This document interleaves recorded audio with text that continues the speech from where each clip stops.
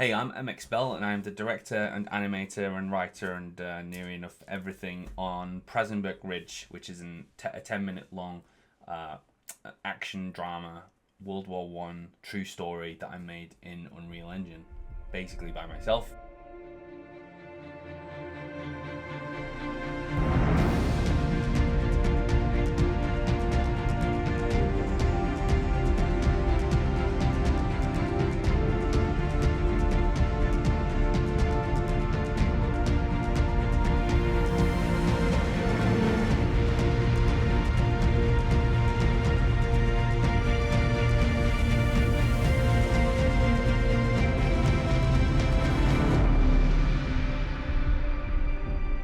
I always wanted to make a film. That's why I learned to animate. I wanted to make films, and it seemed like it was the only way to make a film, because I'm just some working class kid from Yorkshire. It's kind of been built, I think, into working class mindset that I'm not going to be the one that's directing anything. I'm going to just be a cog in a machine, right? And it's going to be other people, better people, more worthy people that are going to be doing the directing. And so I learned to animate just so I could, because I wanted to work in film, and I thought that would be a good way to to do it. I'd always been interested in animation. I made my first animations when I was about 12 on my Commodore Amiga using Deluxe Paint 4. I first started using game engines on when I became obsessed with a game called Battlezone, which is here in the mid-90s, and I started to make levels for it, and the levels were very narrative, and so it was my first exposure to, first of all, 3D graphics, but also game engines. I started working in film in 2016. Then I worked on Jurassic World: Fallen Kingdom first. I've been a professional animator for a few years, working in commercials and a little bit of children's TV, but I really wanted to, as I said, work in film, and I felt like the best way to do it, the thing that would give me the most creativity, was this thing that I'd heard about called Previs, which is effectively what happens on big budget movies. The action sequences, the big VFX sequences, are all they're animated in Previs first. So animators design all those massive sequences that you've seen on big budget blockbusters, and increasingly even on smaller budget movies too. They're all created by animators first, and then ideally, in an ideal world, they are followed. They're followed strictly on set. So I started doing Previs on Jurassic World: Fallen Kingdom in 2016. I really loved it. I was able to contribute great things that I'm still proud of. I contributed things that they're in the film we can point to and say that was my idea, and that's what I loved. That was my idea. There's a couple of examples. My favorite shot that I ever made for it was when the Indoraptor roars against the moon. Now that shot was briefed out to me, but me putting the moon behind it and having it roar at that point was my idea, and it stuck. It stayed in the movie. So in 2020, everything had closed down, as we know, and I had some free time, and so I decided to finally learn Unreal Engine, which is what I'd been intending to do. I needed something to make. I wanted to make a film, and I thought, well, what film am I going to make? I've been writing for years. It's always something that I've been naturally quite good at. So I was pretty well versed with screenplays. And so I wanted to write something that was going to be good and that I could be proud of, and would drive me then to finish it, because that's always the problem, is finishing these things, you know. So I downloaded Unreal Engine, and that morning I was walking the dogs and I was trying to think, like, what am I going to do? What film am I going to make? I remembered that I just proofread my brother's second book. My brother's an author, and his second book is The Man of All Talents, which is a sports biography about a war hero called Douglas Clark. And there's a section in it, and it was very vivid, and as my brother had written it was very vivid in my mind, and I could see it. And then I realized that the thing that I chose to make a film about, I'm going to be using off-the-shelf assets that are with Unreal Engine, and therefore, in order to give myself the most amount of assets possible, the most choice of assets possible, it's going to have to be something that's fairly well-worn, well-trodden ground for video games. And obviously, war is one. There's a lot of war games, and so I thought, well, that's perfect. I can do that. And so I messaged my brother and asked him if I could do it, and he said yes. And that night, I wrote the first version of the script. And so it's fair to say that the inspiration for the film came from not just my brother, but from Douglas Clark himself. Well, the big challenge was assets. Okay, so my job my day job is, as I said, is a Previs supervisor, and I tend to have an asset library for anything that we do. And because we're working on big budget movies, when at a time I need an asset, someone else builds the asset, right? I don't do that. And here I'm working on my own, so I need as many assets as I can get. I don't want to be building assets myself. One, it's not really my job. I can do little bits of it, but not very well. And two, I don't have time. I've got I'm making the film.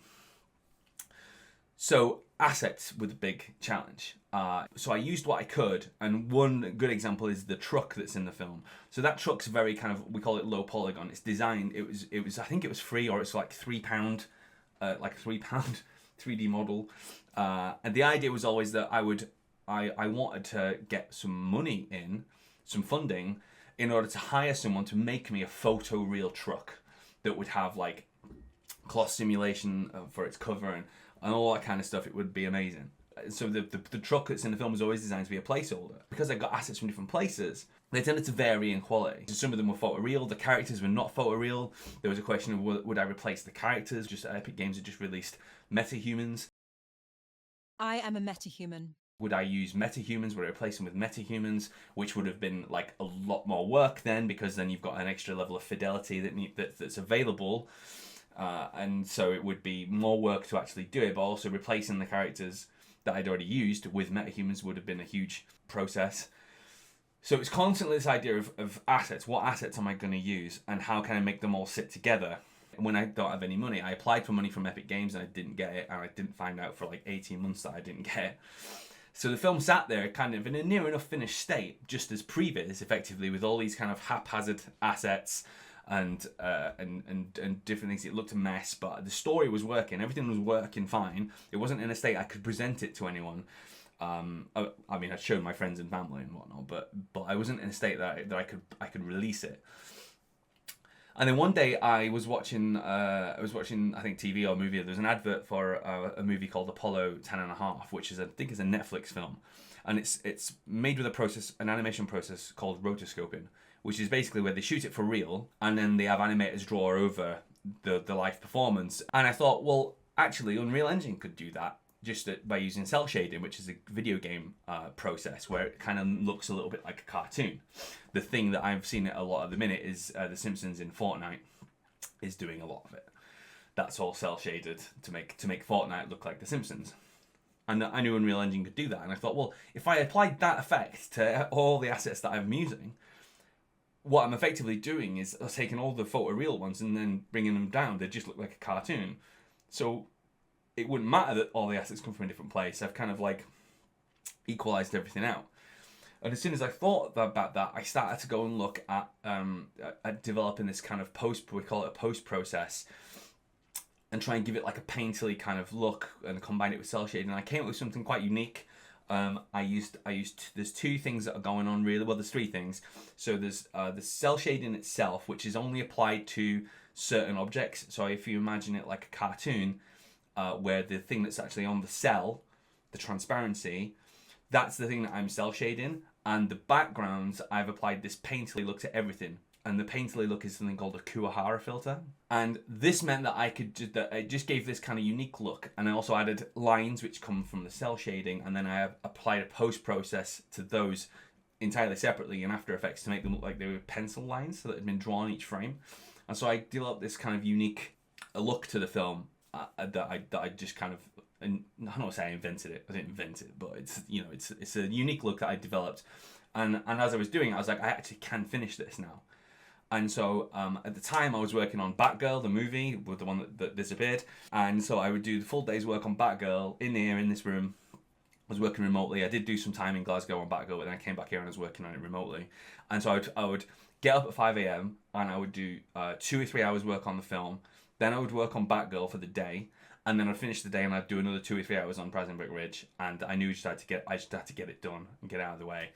And I did, and eventually, after a couple of years later, the film came out in 2022. So near enough 2 years since I came up with it, and it had sat on my hard drive for like a year to 18 months, kind of not doing anything.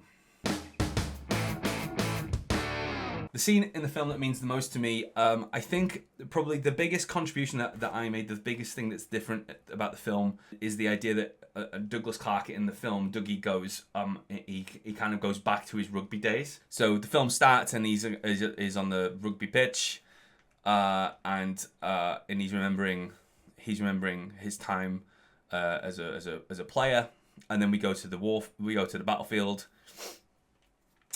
and I had this idea that right from the very first version of the script, Dougie gets hit by this shell and knocked out, and the film goes black. The screen goes black, and then he wakes up and he's on the rugby pitch, remembering his earlier days. And I thought about that, and that's kind of cool idea. But I didn't know I'd knocked him out, and I knew how to, so I knew how to get him into the rugby world. But I didn't really know how to get him back out. And I only did this the once. In the first version of the film, I just did this the once. He gets knocked out, and then he comes back to the real world when he realizes that he's in his own imagination. He realizes that the truck is there. The explosions are going off. There are things happening he's clearly not in his old life. So this is my favorite shot of the film, I think. So we come around here, and he, with this transition here, and he comes back up. And there's something about the camera looking up, the rain coming down, and this hellscape of poison gas and explosions and embers and stuff. And that was my favorite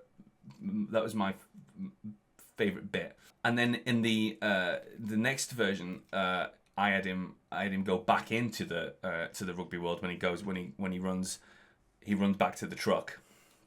The idea being he's drawing on his rugby skills to do this act of bravery, and then I really liked this transition where we have the explosion and that transition I really like as well. So it's about the transitions between the two worlds, and those are the things that I think make the film jump out and that people often talk about. And my favorite moment, one of my other favorite moments, I guess I've got a few, but they all involve these transitions. This one here where he walks in and the music. Truck's there. I'll bring it back. Get the boys clear, just in case. The music kicks in. All trucks, fall back. My composer Mike Payne did a great job with the music. So yeah, those are my favorite. That's my favorite moment, and the thing that means the most to me about it. Like, thank you for watching. Thank you for watching the film. Wherever you've watched it, thank you. And you should know, I'd like everyone to know that I am actually working on a World War I live action horror film now. Not that I want to get typecast as a guy that only makes World War I things. It just happened to be that I wrote a movie because I knew so much. I'd spent so much time. The thing that working on this film really changed me, actually. Before, I didn't really know much about war history, and I kind of thought like an interest in war history was almost like a tacit kind of approval of war. Like only like war hawks, people that like war were interested in war history. And so I was kind of like, no, I'm a pacifist, peacenik kind of guy. I don't want to know about the war history. And working on this really did trigger a life-changing now interest in war history. Like I'm actively interested in war history. I went to where PRAZINBURK RIDGE actually happened. In real life it's called PRAZINBURK RIDGE. It has changed me fundamentally forever. And because I'd done so much research and learned so much about World War I, then I wanted to write a feature film. And I've written several, but I needed to write one that I could actually accomplish. And I found a World War I trench site that's kind of curated, and asked permission if they'd let me film there. And they said yeah, and I went and checked it out. And then I wrote a film for that place. And the movie is a World War I horror movie, and I wouldn't have got there if it weren't for PRAZINBURK RIDGE. I just want to say thank you for watching the film, thank you for watching this, and I'll see you down the road.